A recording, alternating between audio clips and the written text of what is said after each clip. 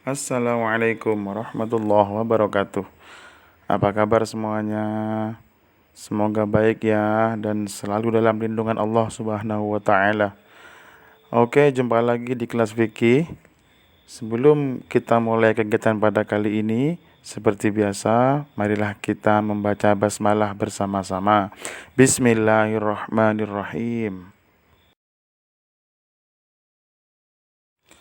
Baik anak-anak, masih ingat ini gambar-gambar apa? Ya, benar sekali. Ini adalah gambar-gambar binatang yang halal yang boleh kita konsumsi dalam kehidupan sehari-hari.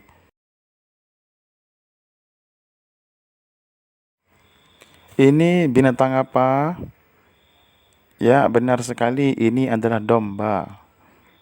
Domba bisa halal tentunya dengan disembelih sesuai dengan ketentuan agama. Kemudian dagingnya diolah dan jadilah makanan seperti sate dan gulai yang bisa kita konsumsi. Nah, kali ini kita akan membahas tentang tata cara menyembelih binatang. Karena binatang yang halal tidak bisa dikonsumsi sebelum dia disembelih menurut ketentuan syariat.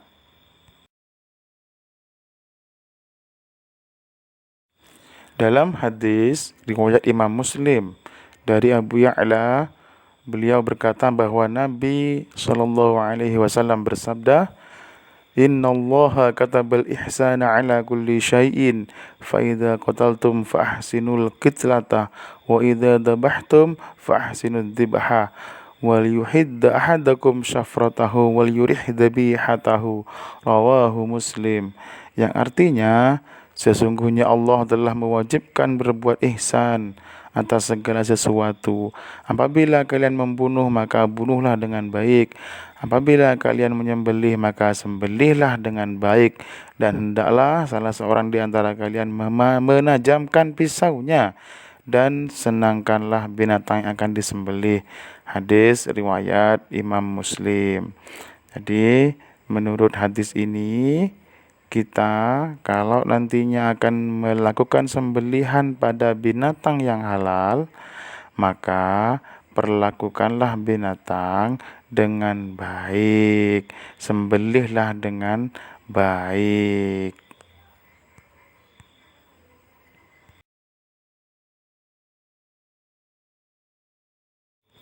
Coba ini apa ya? Ini adalah sapi.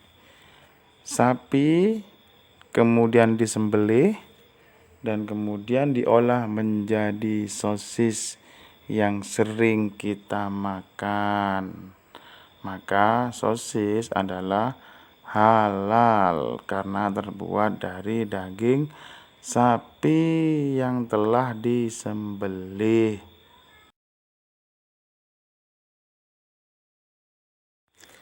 Nah, dalam menyembelih tentunya dalam agama Islam ini banyak ketentuan-ketentuannya. Yang pertama ialah rukun. Rukun dari menyembelih binatang. Apa saja? Yang pertama, orang yang menyembelih hewan atau adanya penyembelih. Yang kedua, hewan yang akan disembelih. Dan yang ketiga, alat untuk menyembelih hewan.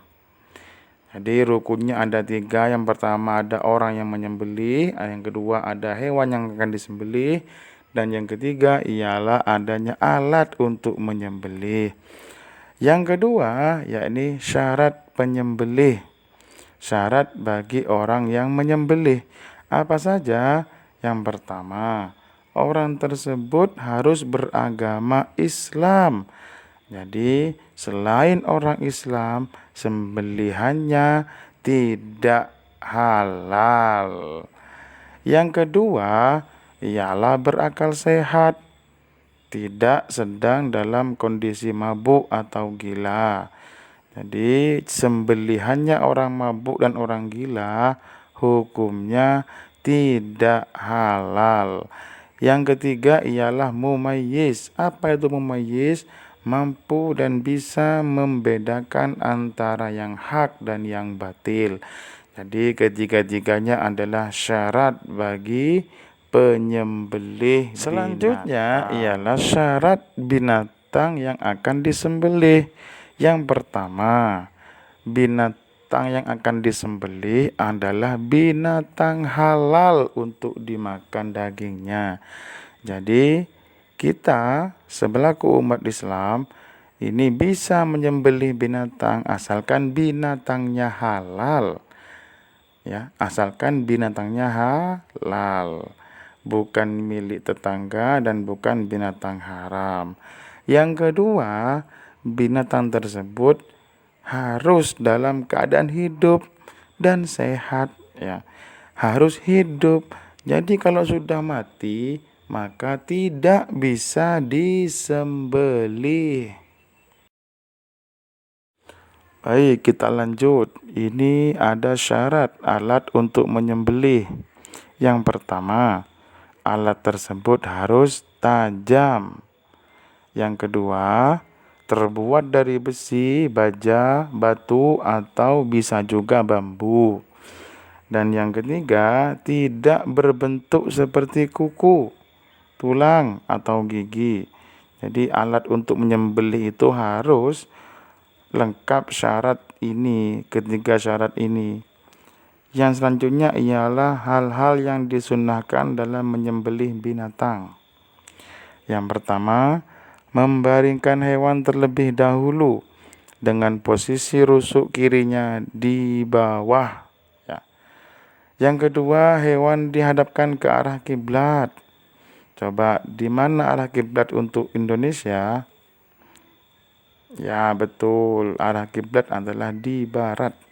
Yang ketiga, membaca bacaan basmalah yang disusul dengan sholawat Nabi dan bacaan takbir. Yang keempat, mempercepat proses penyembelihan sehingga hewan tersebut mati dengan cepat. Yang kelima, sebelum disembelih, perlakukan hewan tersebut dengan baik dan tidak kasar.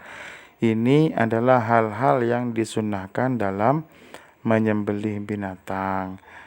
Oke, lanjut. Hal-hal yang dimakruhkan ketika menyembelih binatang. Apa saja yang dimakruhkan? Menyembelih hewan sampai terputus lehernya. Jadi misalkan si Andi disuruh menyembelih ayam oleh ibunya, kemudian disembelih sampai putus tuh kepalanya, lehernya putus, maka hukumnya makruh. Ya, sembelihannya tetap halal, namun hukumnya makruh. Yang kedua, menyembelih hewan dengan alat yang tumpul. Jadi kalau mau menyembelih usahakanlah alat yang sangat tajam sehingga binatang yang kita sembelih nanti itu akan cepat matinya. Nah, sekarang kita lihat nih apa yang disembelih. Ya, yang pertama ialah bagian leher atau saluran pernafasan atau pada saluran makanan serta urat nadi yang utama. Coba lihat di gambar. Jadi yang akan kita potong itu dia yang digambar. Yang ada gambar titik-titiknya itu yang akan kita sembelih kita ketika menyembelih binatang. Lah yang kedua, untuk binatang yang liar atau binatang yang terperosok pada suatu lubang sehingga sulit untuk menyembelihnya, maka prosesi penyembelihannya cukup dengan menggunakan alat sembelihan tajam yang dikenakan pada organ tubuh yang bisa dijangkau dari hewan tersebut. Contohnya ini, kita mau nyembelih tekukur misalkan yang masih ada di atas kelapa. maka tidak bisa. Caranya adalah dengan menembaknya, maka dia akan terjatuh dan mati. Hukumnya pun halal. Dan jangan lupa ketika kita mau menembaknya, bacalah basmalah terlebih dahulu.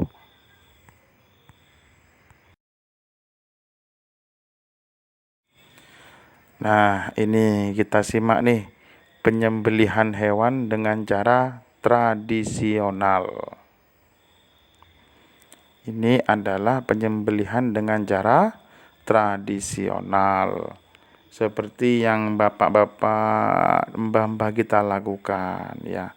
Saudara-saudara kita lakukan penyembelihannya seperti ini, penyembelihan secara tradisional.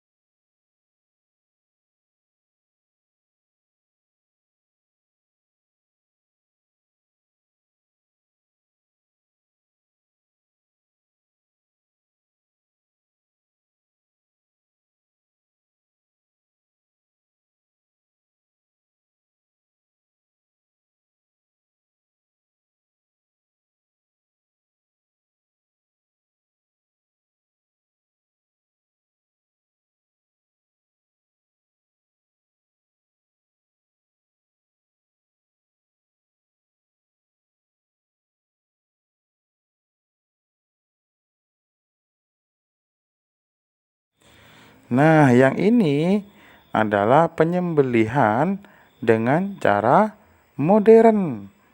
Jadi tak perlu lagi orang-orang memegangnya. Cukup dimasukkan saja ke alat ini, kemudian disembelih seperti biasa. Dan tak lupa membaca basmalah, menyebut nama Allah ketika akan menyembelihnya. Nah, kita sekarang pindah ke hikmah mengonsumsi binatang halal. Kalau kita selalu memakan binatang halal, maka kita akan mendapat 4 hal ini. Yang pertama, meningkatkan ketakwaan kepada Allah Subhanahu wa taala.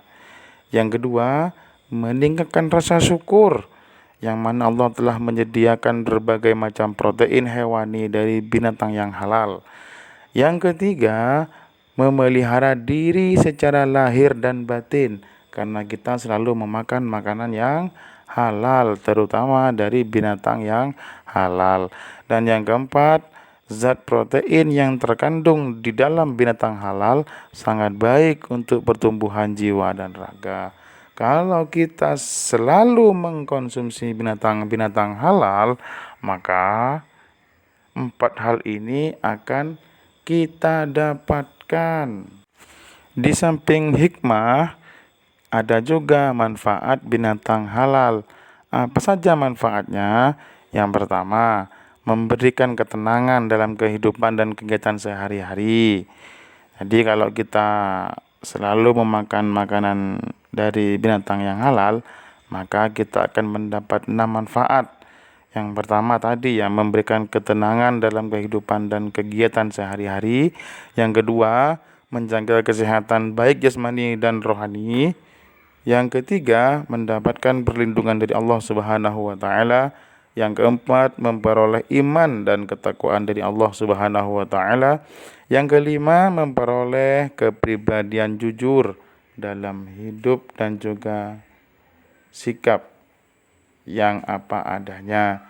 Dan yang keenam, mendapatkan rezeki yang barokah baik dunia dan juga akhirat.